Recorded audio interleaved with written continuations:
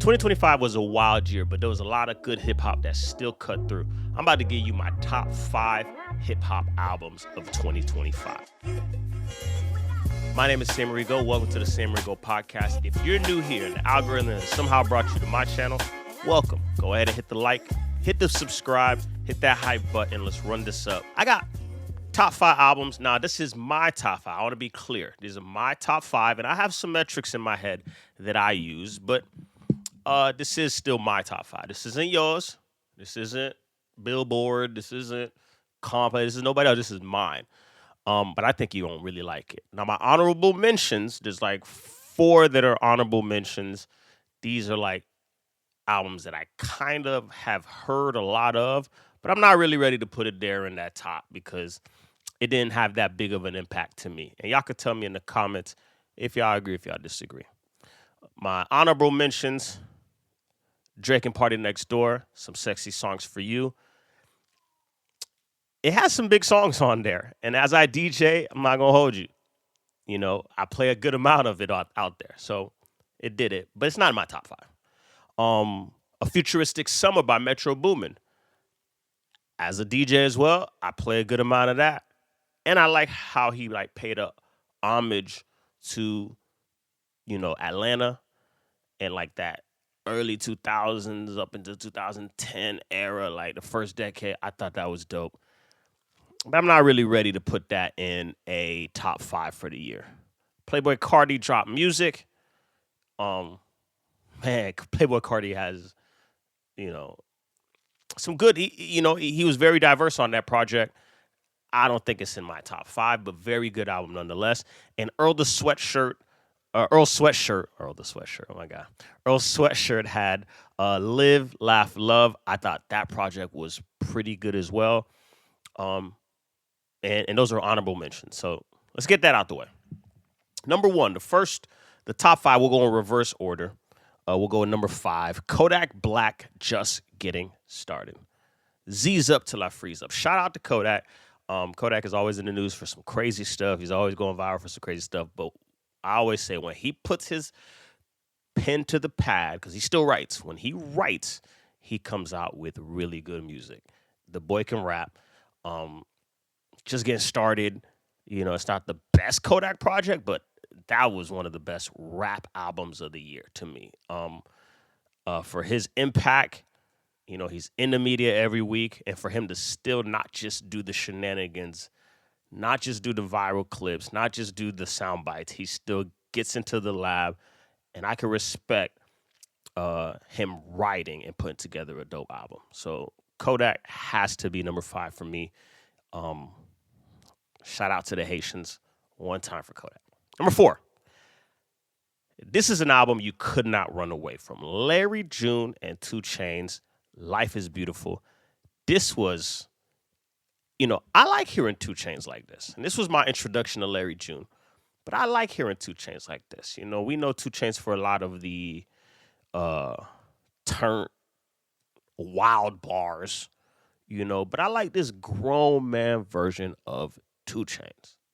The version where he's out there and he's rapping like, you know what I mean? Like he has kids and he has daughters and he has businesses and an entrepreneur. Like I like hearing that type of 2 Chainz. He's still flexing a lot on this whole album.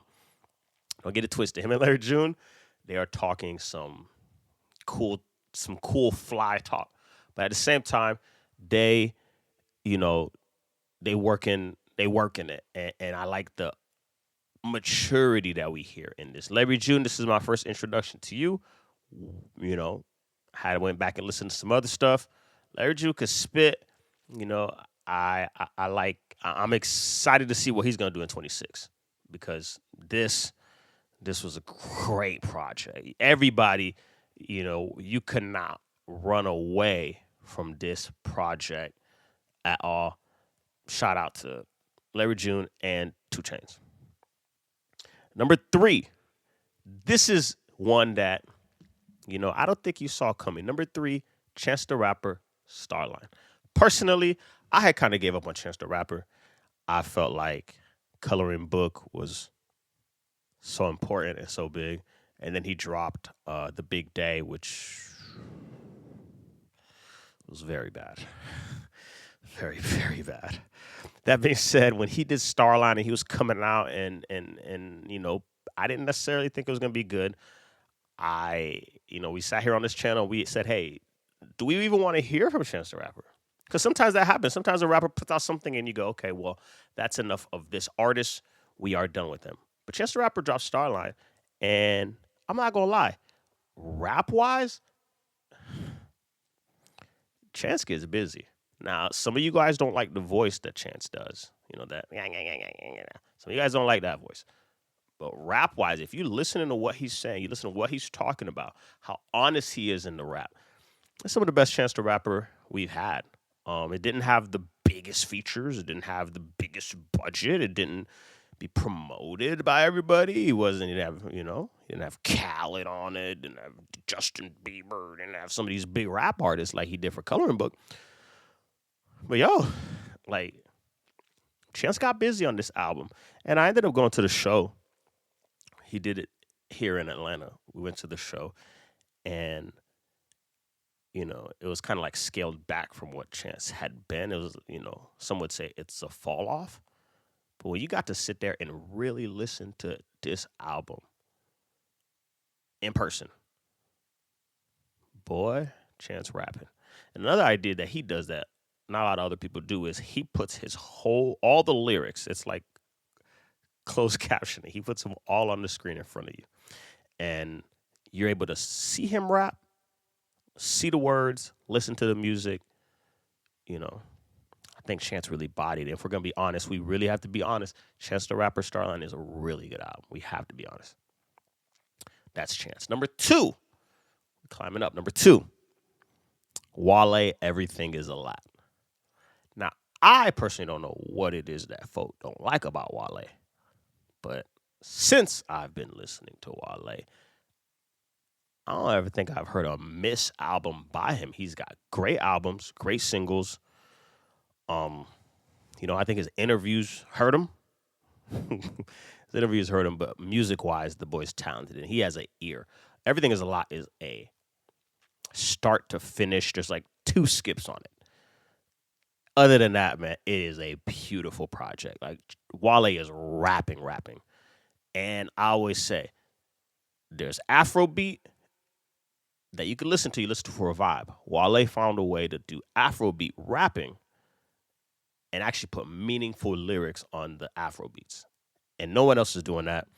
The fact that he's able to do that is next level. And that's why, to me, he cuts through all the other guys. Now, he's got the song with Leon Thomas. He's got, I already did a review for this on my channel. You can go back and look at it. But boy, that album sticks. I saw him do the front porch performance. Wale is one of the elite. I don't want to say he's a good rapper. He's one of the elite rappers that we have right now. Elite. Shout out to the DMV. And the last, my number 1 album of 2025. Clipse, Let God Sort Them Out. And I really hope these 2 brothers win a Grammy. They're nominated for 5. I hope they win at least 3. Because Let God Sort Them Out was probably bar for bar the best rapping we've heard in like the last 2, I want to say 3 years. Since 2022, we haven't heard rapping done this well. Push and his brother Malice came together, and boy, the album has everything. It's got controversy, it's got bars, it's got content. Like, you really can't miss. And then these boys, I'm not gonna lie, I've probably spent 40 hours watching interviews on these guys because their rollout was so dope. They had the best rollout in hip hop, and all they kept doing to make this the best rollout was being honest and talking about it and being confident in the product they was gonna do. So that album, to me, having Clipse, having Pharrell, Reunion, 16-year hiatus from Malice, no Clipse for 16 years. The boys get back together. That sounds really good, man. And these boys dropped one heck of an album. That's my top 5. That's my top 5. Kodak Black, Larry June and 2 Chainz, Chance the Rapper Starline, Wale Everything Is a Lot, and Clipse Legacy Cinema. You let me know what was your top album of 2025. Let me know in the comments who you think it is, because to me, I think we didn't get that much music, but the music that we did get, it did well. And it hit and it connected. I'm excited to see what happens in 2026. My name is Sam Marigo. Thank you for tuning into the Sam Marigo podcast. God bless you.